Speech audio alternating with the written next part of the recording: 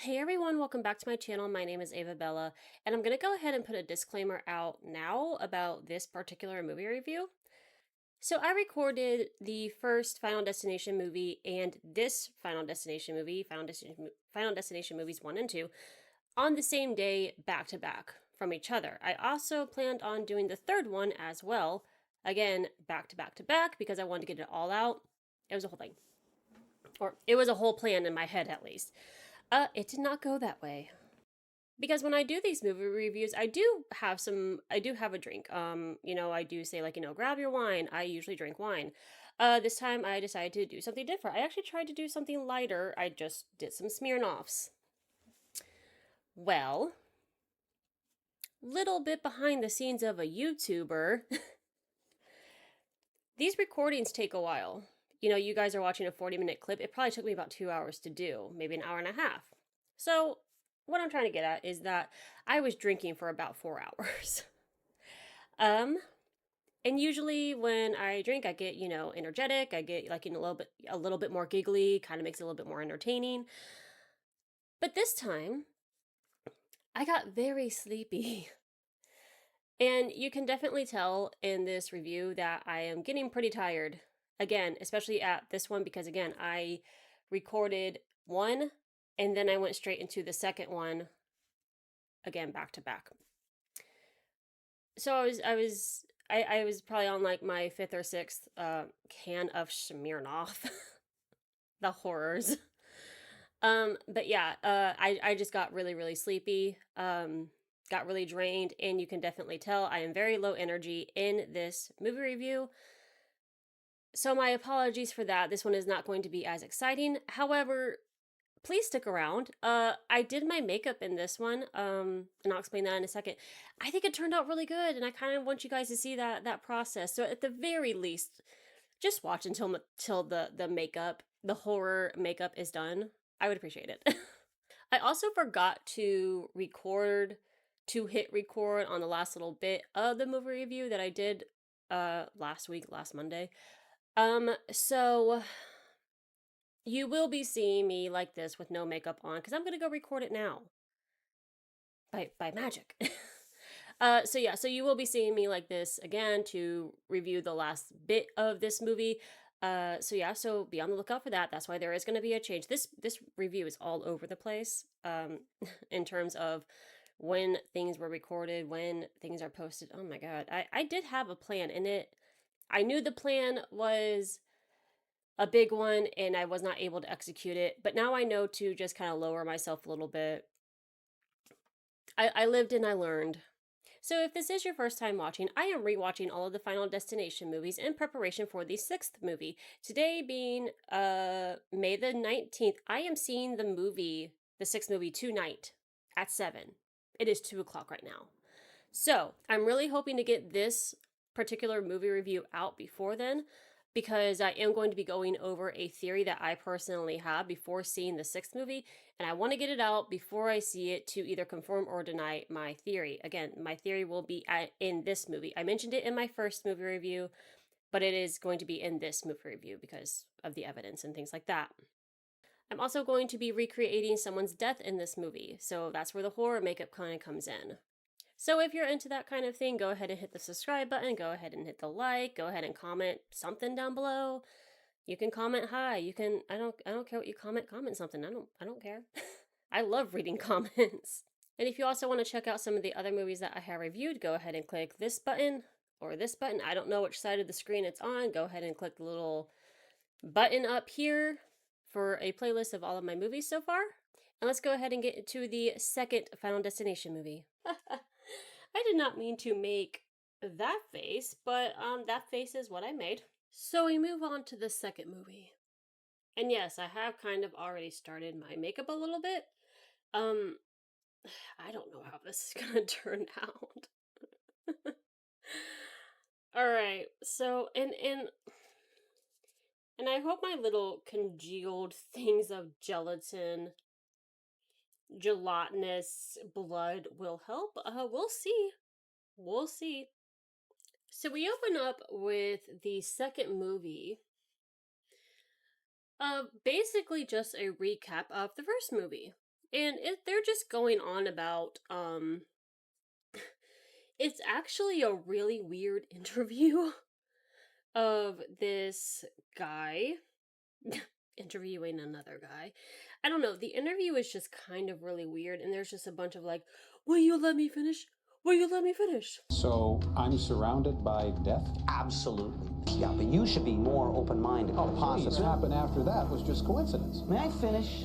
Can I finish? Hello, can I finish? Like, and there's like nothing really going on to warrant this hostility of "Will you let me finish? Can I finish?" kind of a thing, you know?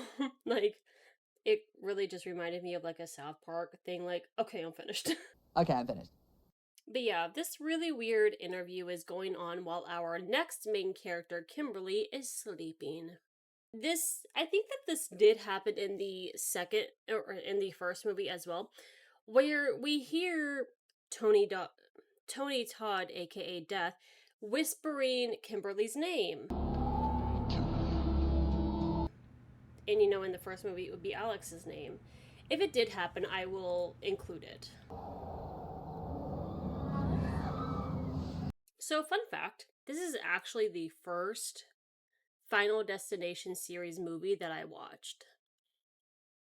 That's all. Fun facts are there for funness, not for any kind of relevance or for any kind of facts about the movie. They're just there.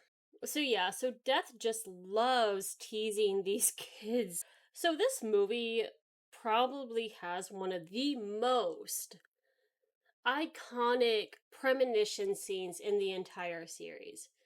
Because people still go on planes. And I'm assuming if you're watching this, you've probably already seen them. You just want to see my beautiful face. I'm kidding. So people still go on planes. People still go on roller coasters and over bridges. But I dare you to find me one person that will not be behind a log truck or see a log truck in the vicinity of the road and not try to get past that fucker as fast as they possibly can. I dare you to try to find me one person. So that just tells you how much of an impact that these movies had. Like, to this day, you know, when people say this movie scarred a generation, they are not lying. I live in Indiana, so we don't see many log truckers anyway, but the very few times that I have, when I have, like, you know, kind of traveled or whatever, I'm not staying behind that fucker. Like, absolutely not. So yeah, no, this movie absolutely did traumatize an entire group of people that will live on to traumatize their generation of people. So yeah, so Kimberly, again, who is our new main character, Kimberly is going down to Daytona, Florida, which I only found out through like flyers. I actually didn't know where the fuck she was going beforehand. But yeah, through flyers we find out that she's trying to go to Daytona Beach. But along the way, for Route 23, which is the name of this disaster, there is a log truck that releases its load,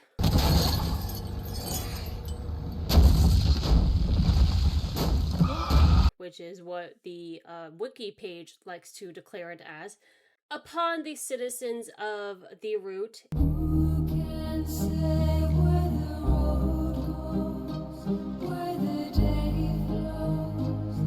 And therefore causes this great calamity. Kimberly does start to see these signs. She starts to see 180. 1-year anniversary of the crash of Flight 180 will be held at 8. She hears the AC/DC Highway to Hell song come on board.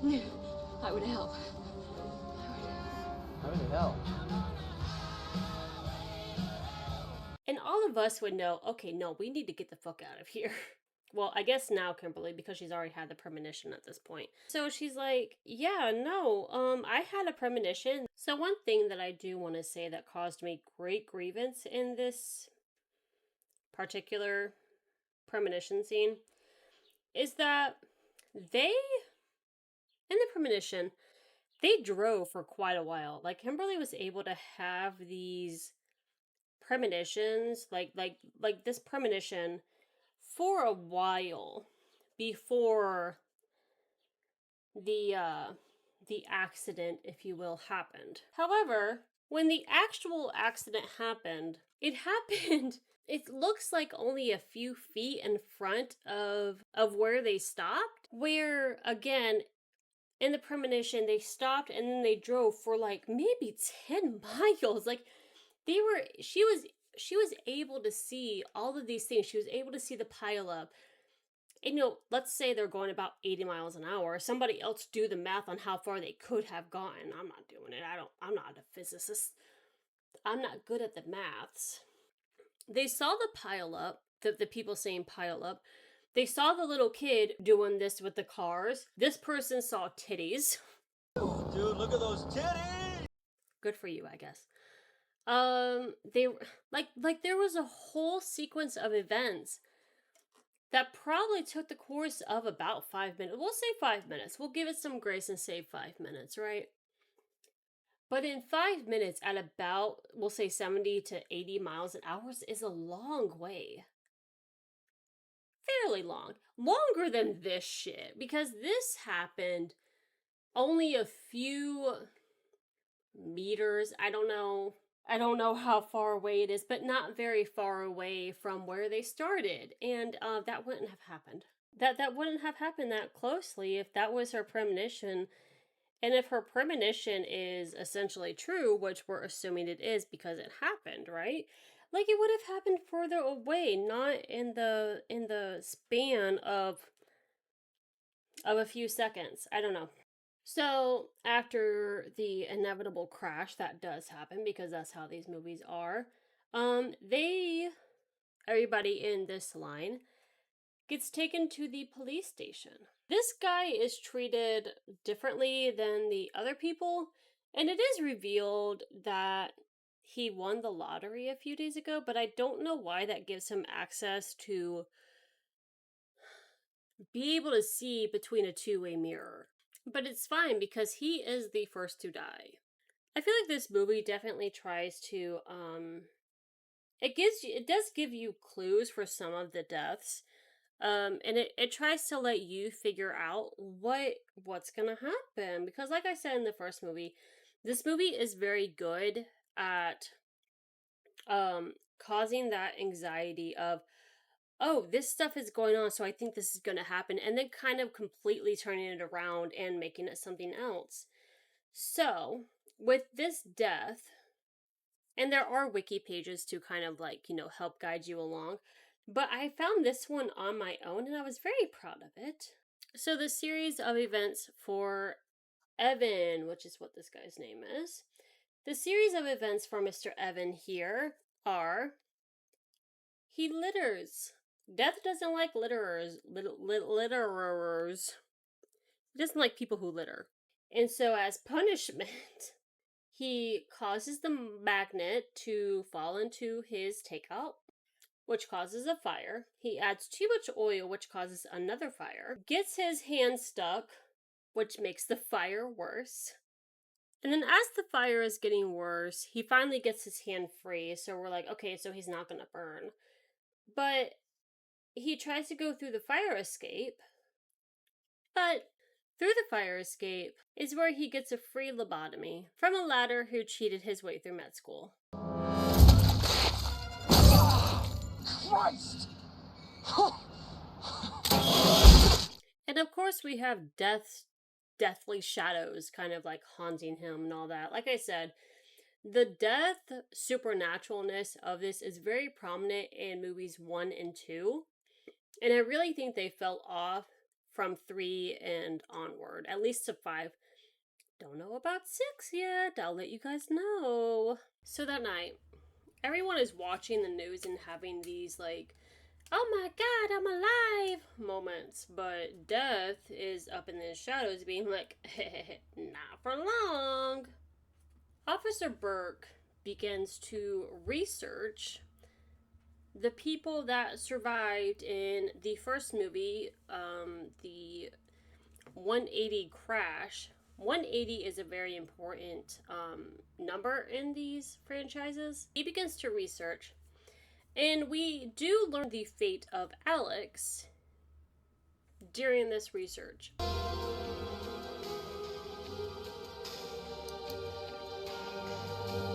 Which is, he got hit in the head with a brick and died. I did see a Reddit post kind of stating that, you know, the actor who played Alex didn't want to come back because he was dealing with his own personal, you know, substance abuse issues, which I can fully respect, and I hope he's doing well now. However, the people who made Final Destination and who wrote the script, I'm talking to you guys. A brick? A fucking brick killed Alex Browning. Alex got away from death at every turn. He was super hyper vigilant to the point where his then girlfriend Clear, again, I don't understand that relationship, but alright. Point where even his girlfriend was being like, "You're going a little crazy now. You're gonna try to convince me that a brick took out Alex?" I don't buy it. I don't buy it. Conspiracy, I don't buy it. I could see possibly a what is it? A situation like how Hot Fuzz did with the reporter. I could see that happening. Because that was fucking brutal. All right. Oh! Oh, no!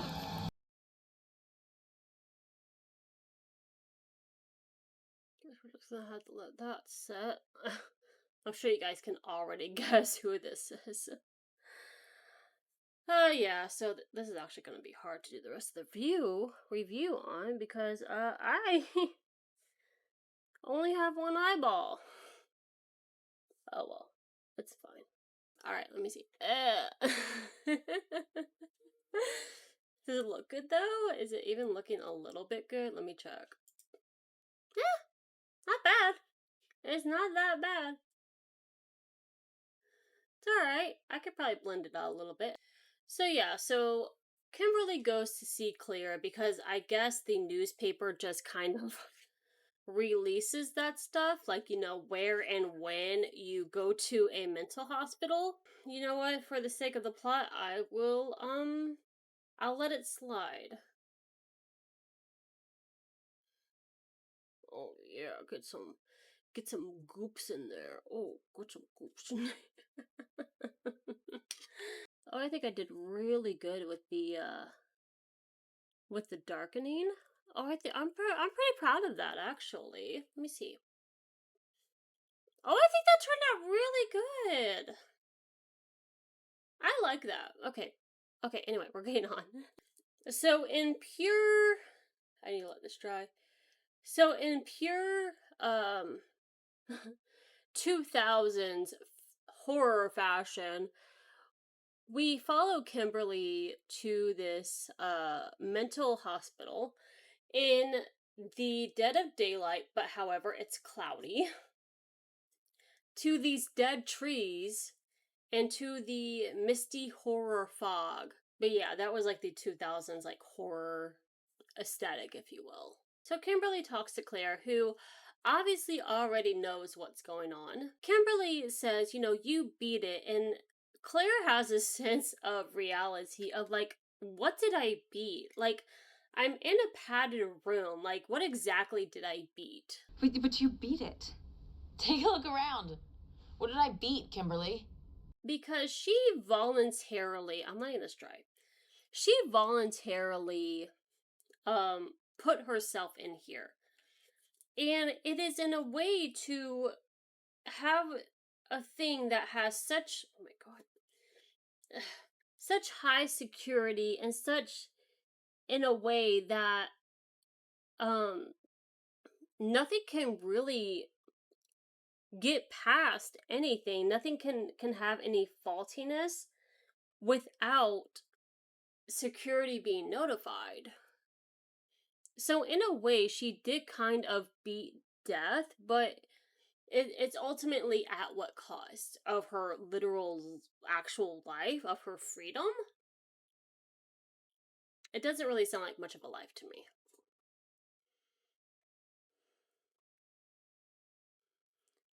But let me know what you guys think in the comments. If you knew that you were going to die, let's say the tables were reversed, right? Would this be a life you would enjoy, worth living? Because, at least you're alive, right?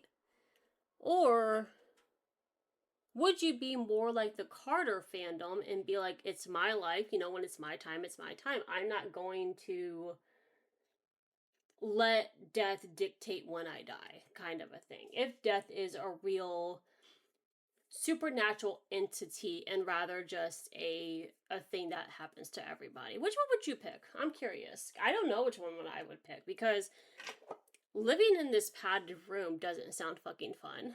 But neither does, constantly worrying about when I'm gonna die. I don't know. Let me know what you guys think. I don't really know which one I would pick. I would be using latex for this, but again, it is May. It is not October. So, oh my god, a chip. So, I don't have the accessibility other than through Amazon, which I don't really want to go through because, I don't want to pay for that when I can just pay for, 67 cents Elmer's glue is ultimately why I'm doing it this way. So we're just gonna let it, we're gonna let it set, alright? I'm gonna stop messing with it and we're gonna get through most of this movie review. Kimberly meets Clear. Again, we love Clear. Especially in this movie where Clear, is less intimidated by the idea of death and more of just, kind of tries to conquer it rather than be afraid by it. That's a pretty admirable thing to go by. I do want to mention that Clear is in room 109, which I feel like is important because in this series, numbers and everything are kind of important. So in the first movie, the number 180, and that does continue on at least until movie 3. Again, I haven't rewatched movies 1 or 4 and 5, so I can't remember if this comes up at all, but at least through movies 1 through 3, the number 180, which was Flight 180 on in the first movie, that was a big thing. So if you look at the um if you look at the signs or if you look in the backgrounds, you will probably see 180 come up a bunch. And so does in this movie. I think the route they were taking or somewhere it says next rest stop 180. 180 pops up all the time. So the fact that Clear is in room 109 and there is no 18 with it is probably significant. To the point where I think it's a little ha ha ha, I beat you death. I'm not 108. I'm 109. I beat you kind of a thing. So yeah, so I think that is a little nod to Clear being I beat you kind of thing. So I'm curious as to this picture here. Did they take a picture together? Because these are just the original survivors, excluding Todd. We don't even care about Todd at this point. These are all of the all the survivors after Todd, and they're smiling, so it's just a yay, we did it kind of a thing. R.I.P. Todd. I don't know. When I was pausing around, I noticed it. And so I'm just curious as to it's probably is a thing with the production company. They're like, oh hey guys, let's take a picture, but for them to include it in this movie kind of indicates that maybe they were like, oh, we survived, yeah. Of course, they probably didn't expect people like me and the Redditors that are obsessed with this movie, which I can agree, I can sympathize with, to really dig into this photo. I'm not going to give it that much thought. I just think it was a fun little production photo during the movie. And fuck Todd. So we get this picture of Alex's horrific death. Alex should have gone out in a much more dramatic way than a fucking brick falling on his head and causing him to minimally bleed out, but whatever. In the realms of the movie, I guess Clear decided that she needed to take a photo because this is a Polaroid. This is a photo that she felt like she needed to take. This is not like a police photo because at the time I don't think police took photos like this. So yeah, no, this one was just for her. So we start to learn about the things we already know in this movie, or I guess in the last movie. We already, or I guess Clear tells Kimberly the stuff we already know as far as, death has a design, you foiled that plan, now everybody that you apparently saved is going to die in probably the worst way possible thanks to you. Good job. High five. Well, if you put them on the list, they're already dead. List what list? Death's list. And so Kimberly calls her a coward for, not not fighting, but like she fought for a long time. She did. Like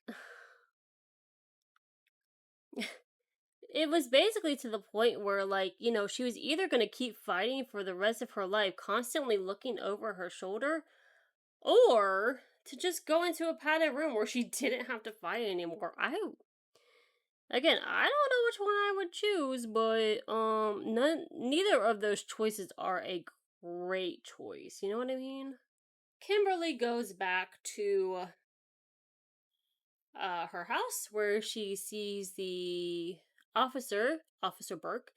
She sees him and he's all like, hey, people are kind of freaking out because, the story about the lotto winner is all over the news. And she goes, yeah, well, after talking with Clear, I think I know who's supposed to be next. And it's supposed to be the mother and son, Tim and Nora.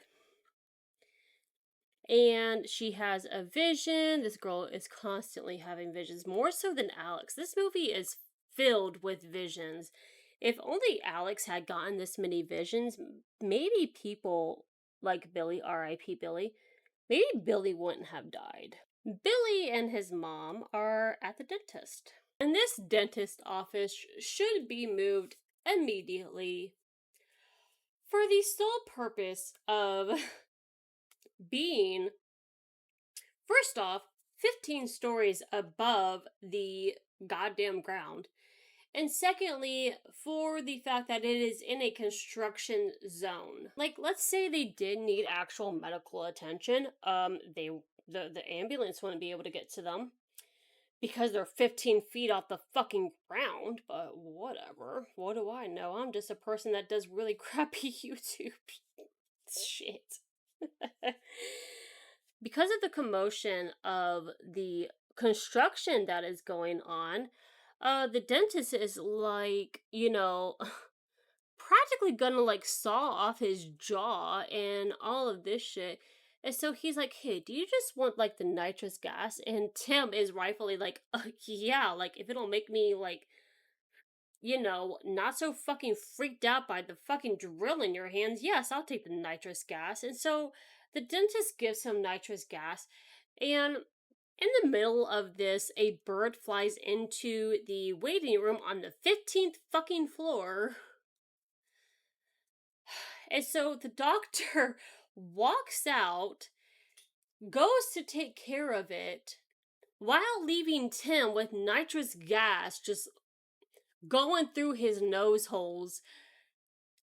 That is a license revoked moment. Your license should be revoked for leaving a patient um literally uh like that's sedation. Like that's not something to be like, oh, he's fine. No, that requires monitoring to make sure that they're call me a fucking stickler, man, but like you don't mess. That's I guess that's fine. You don't mess with the medical field. You don't. Those are people's lives that you have control of. But I'm probably getting a little too fucking heated about that. Yeah, you don't. So he goes to take care of the pigeon, leaving Tim to his own devices. The fish falls in, and now he can't breathe because Death is manipulating all of the gases and all that shit, as Death does, I guess. And, he's just getting pure fucking nitrous gas. Um, but thankfully, the nurse realizes what's going on before the doctor or Tim's mom does. And she's like, oh my goodness. Let me just pull this out of this kid's mouth. And thankfully, Tim doesn't even remember what happened because of the gas. He probably was, like I said, he was sedated. He doesn't even remember what happened. So he saved for then. And then yeah, so Kimberly kind of has the premonition of just like birds, and she notices that they're pigeons. So before that they're like, "Oh my god, pigeons." And so they're kind of like making their way to, I don't know, how did they find them? I don't know, probably like calling or something and being like, "Hey, they have an appointment here." So they're racing. So then he and his mom walk out of the dentist. I guess he gets whatever he needs done. They walk out of the dentist, and then Kimberly is running up to them being like, "The pigeons! The pigeons!" And both Tim and his mom were like, "What?" Because remember, they're not aware of the whole death design thing.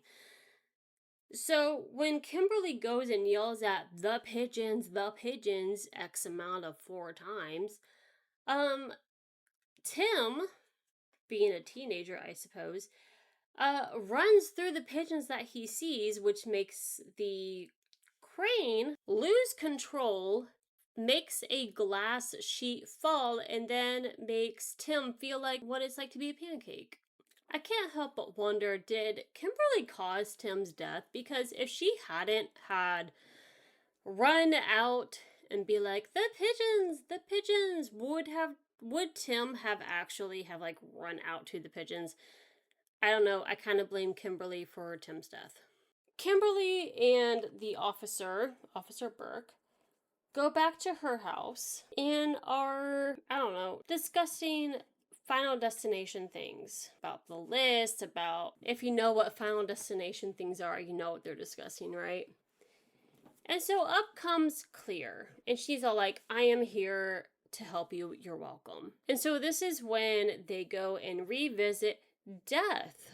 So we go over the thing that we learned in the first movie where, Death has a design. If you mess up with that design, you're gonna die anyway.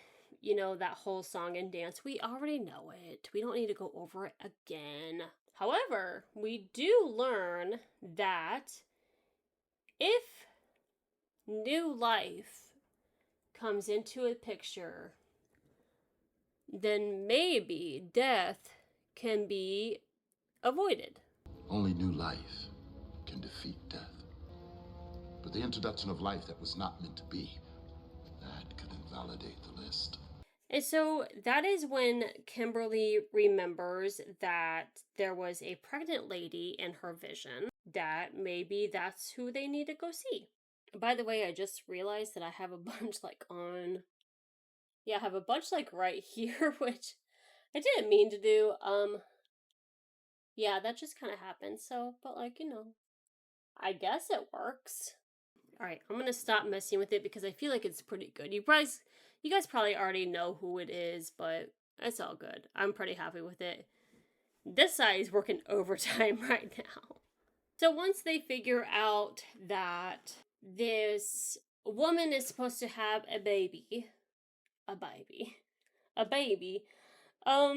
this is when Officer Burke uses his cop privileges, puts out a whatever, an APV, on this person's vehicle because they can see it through, like, the dash cam, whatever. It's a lot of shit. They can see it through the dash cam and then be like, hey, this vehicle is stolen, like, you know, hold this lady hostage. Get you to step out of the van, miss. Are you kidding me? What did I do? This vehicle's been reported stolen. Not really revealing the truth, because if they revealed the truth, nobody would believe them. So all of this is happening behind the scenes while the other survivors have a meeting at Burke's house, in his apartment specifically, with this death trap of an elevator. Hey, hold the door! Hey, let go of my shoe! Give me my shoe! And so when they're trying to explain to the other survivors about Death's design and Death's list, and, like, you know, he follows a pattern, Eugene is the Carter of this movie, where I make my own rules at life, blah blah blah blah, nobody's gonna take me until I say I'm gonna take me, kind of a thing. Him and Nora, which is the widow and sonless mother now, they both decide to get the fuck out, only because, like, they don't care. Like, especially, I can understand with Nora. She lost her husband and she lost her only son. Like, she doesn't have any more children left. I feel like I can absolutely sympathize with her and being like, I have nothing left to live for. So she and Eugene go out and they go into the elevator with the most creepiest guy in the entire world. Like, show me a guy creepier in the franchise. I dare you, because there is no other creepier creep than this one who tries to smell her fucking hair. Welcome to hell! This character, Rory, is putting away stuff. They're trying to death-proof the house, just like Alex did with the cabin. They're trying to death-proof the house. And so while putting away some stuff, Rory isn't concerned about the bowling ball on the top shelf rolling. No, he's concerned about the after effect, to where it looks like a hook man is just kind of being there menacingly, and he's all like, hey, does a hook man kind of, like, you know, count as a death? Yes, Rory, it does. And since they know that Nora is next, they try to call her on the cell phone and be like, hey, someone with hooks is going to kill you.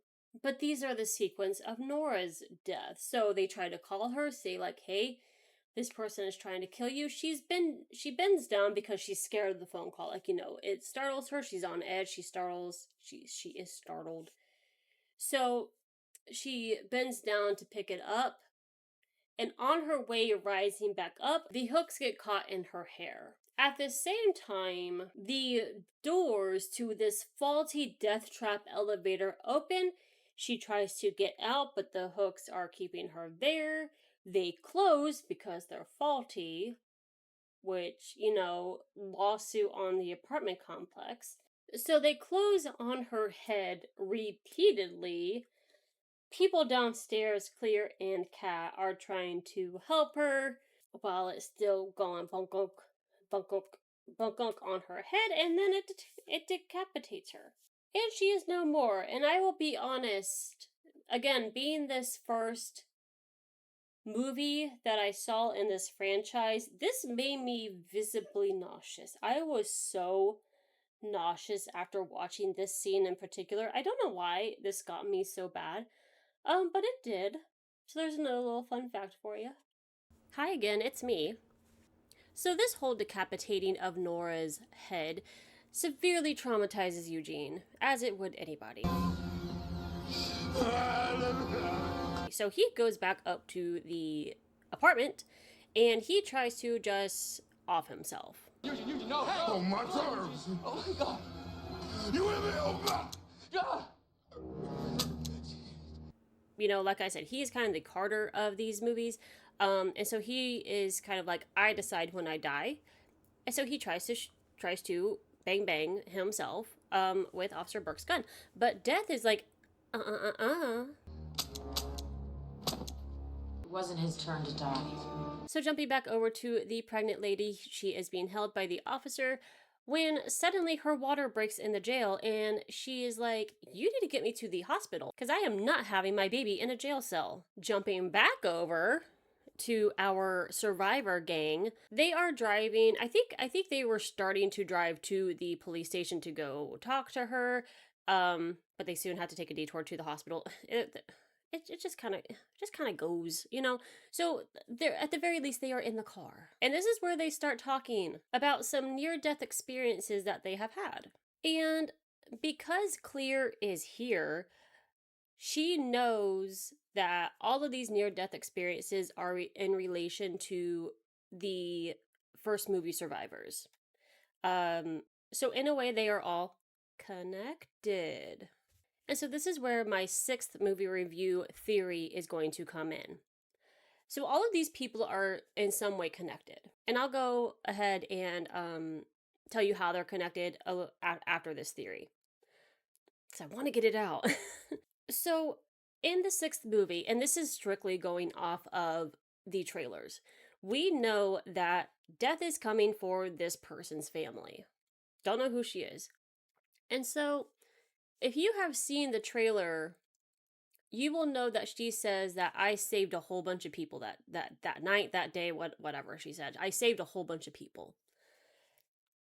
And now death is coming for our family. And that is the basic premise of the sixth movie. It's called Bloodlines for a reason. My theory is grandma, essentially. Death left her alone, maybe, again, I don't know, but she was able to escape death for however old she is now. Let's say 50, 60 years. She was able to escape it for that long without being in a padded room, Clear. And you see a glimpse of a book in the trailer that has like a diagram of a plane. I remember the plane specifically. I'm not going to go back and look at it because I need to get this out. But I remember the plane specifically.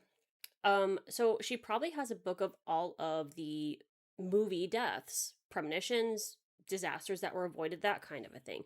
So my theory is, I believe that every person that has had a premonition is somehow distantly related to this grandma person, because they're the only ones who have premonitions. And why else would she have a book of all of them? I don't know. Maybe she's even having premonitions of these people. I don't know. But my theory is that they're all basically distinct relatives, or they all came from this bloodline. And I wonder if my theory can even go as far as to say, ugh, itchy, that the people that grandma saved, if even their relatives are not our survivor gang's distant relatives. Does that make sense? I don't even know if that makes sense, but I'll show you my evidence for this. So going back to when we see Clear in the mental hospital, again, I was pausing around.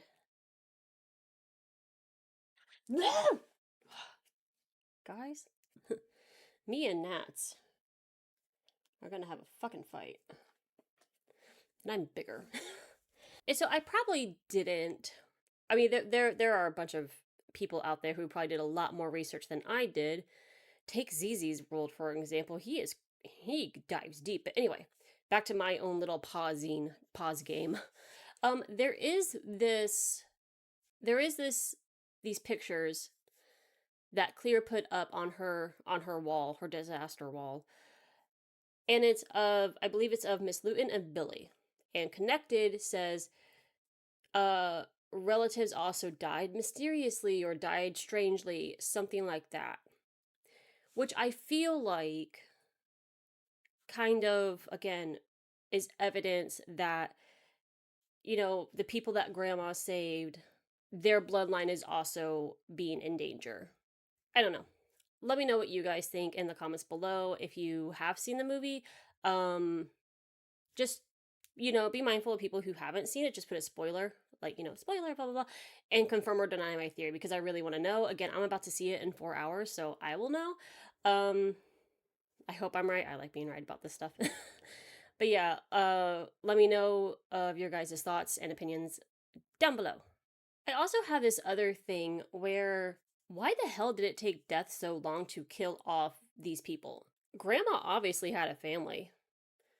Grandma had a baby, who had a baby, who had a baby, who had a baby, a baby, a baby, all the way for generations. So why did it take death so long to come for her family? He waited a long ass time to come for this family. But again, death likes to be dramatic.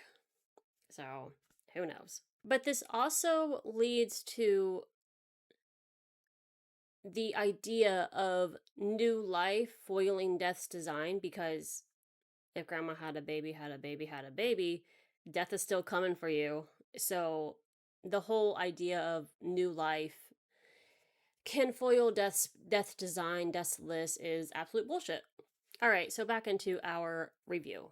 So the way that our current survivor gang is connected to the Flight 180 survivors is Officer Burke was called out to Billy, which led him away from being in a shootout.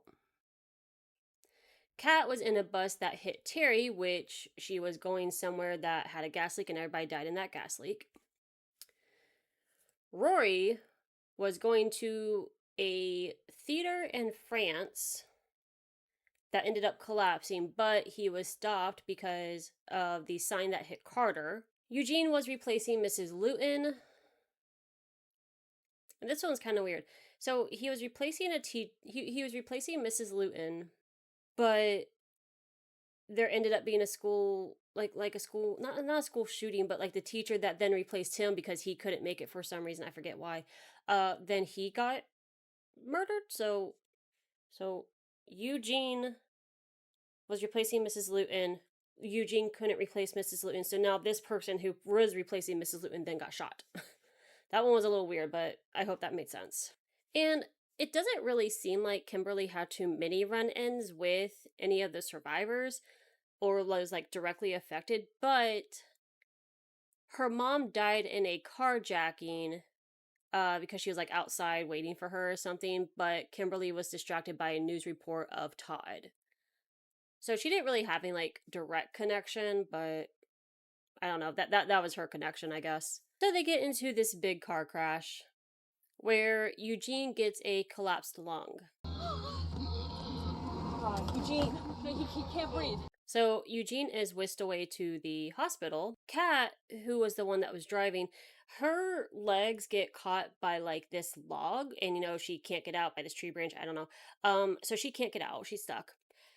And the very professional firefighters, she's already stressed the fuck out. She's stressing out. And so they're using the jaws of life. I think it's the jaws of life. The jaws of life on her to try to open up the door. And because she's stressed out, she goes, "Can you please just be quiet? I'm a little bit on edge. I'm literally about to shit my pants." And they're like, "Yeah, we'll put it on quiet mode." And she's like, "Thank you. Thank you so much." He then absolutely, with all of his force that his grandmother's aunts gave him in his life, rams the fucking jaws of life into the door, which causes the airbag to explode and causes Kat to on her head, and she dies. And he is fired. And while all of this is going on, this kid, I think he almost gets hit by a car. Get hit by a car? I don't know. I haven't seen the movie in at least a week. This kid, Brian, we learn his name later is Brian. Brian almost gets killed. Let's just put it that way. He almost gets killed. But Rory saves him. And then, a few seconds later, he dies from an explosion. And yes, dear YouTuber, dear young viewer of my YouTubers, I will let you hear the director being like, "Yeah!" when they get the shot they wanted, because it is pretty funny.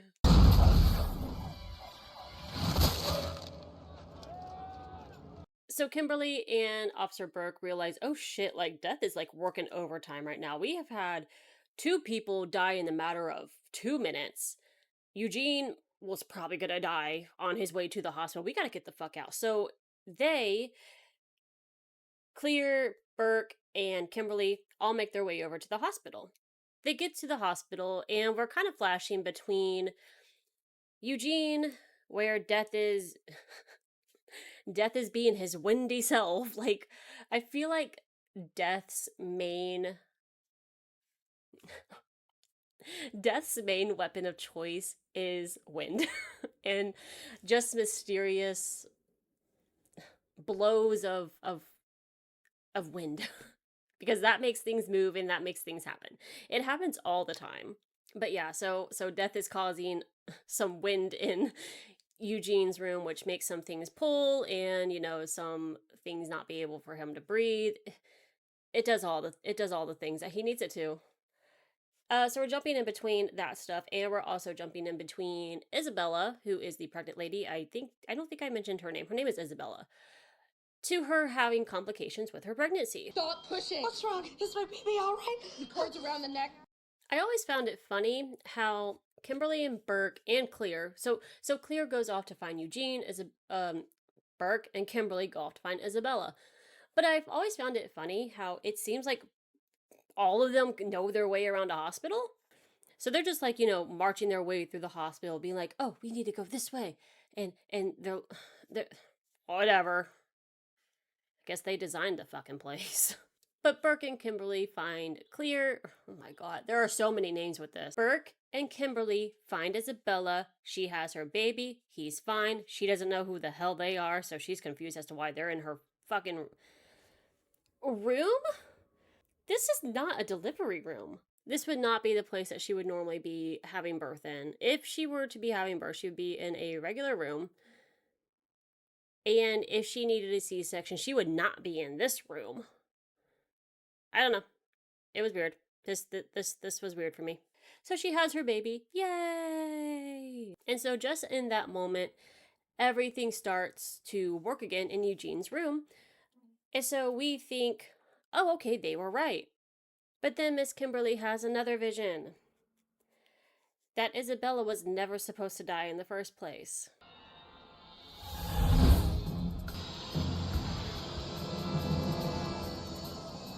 And at this point, she's having so many visions and all that. She's more Raven than Not So Raven. Not so Raven. In the future, she sees better than you.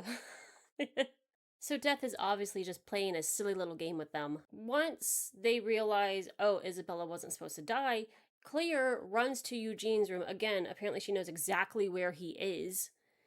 And as soon as she opens up the door, some sparks happen. I don't know how these sparks happen. I'm not sure. She opens up the door and something catches on fire and she blows up. Eugene.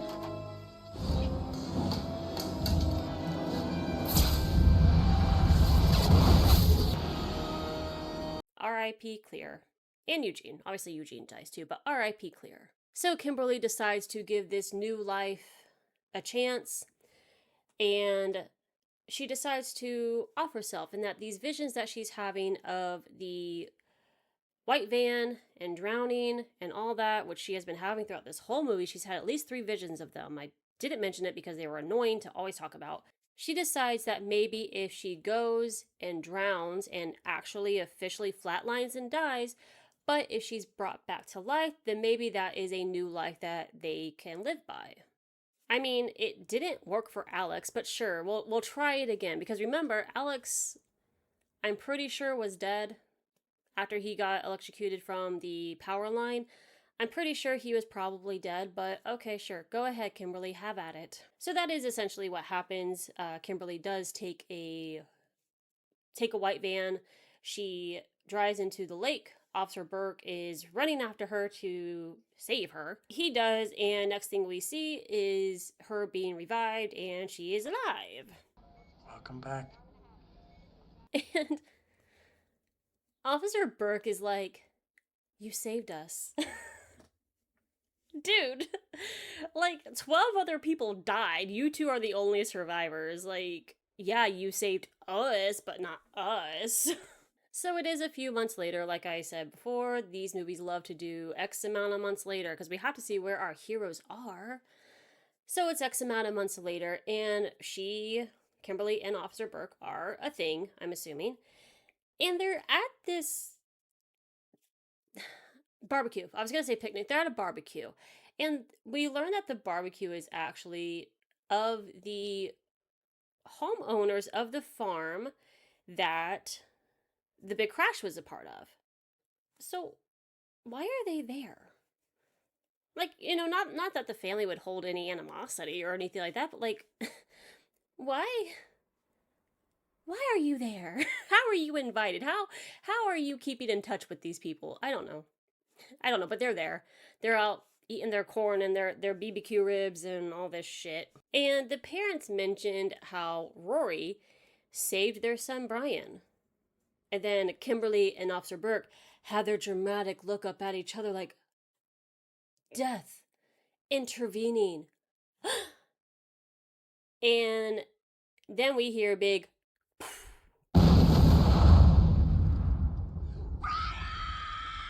and no more Brian.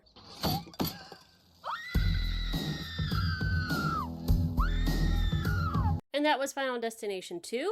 If you made it this far, I do apologize that during the before of this time, I was very sleepy and I was very tired. Like while I was editing, I had to cut out so much. I'm sure you can see by the jump cuts because I was either slurring my words really bad or I was yawning so much. So I do apologize. Again, we live and we learn. I'm not going to try to do that much in one sitting again because it obviously didn't work that. It obviously didn't work. But I do hope you guys enjoyed it. Um Obviously the makeup, the eye was supposed to be of Evan Lewis. Let me guy blah, blah, blah.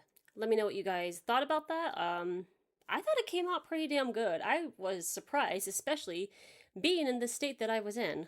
I don't remember it very well, but I think it came out pretty damn good. I was looking at the recording, I was like, okay, all right. I don't know. I liked it. Let me know what you guys think. I am going to be doing the third one. I know that the Final Destination train is probably going to be at a dead stop by the time I finally get it out.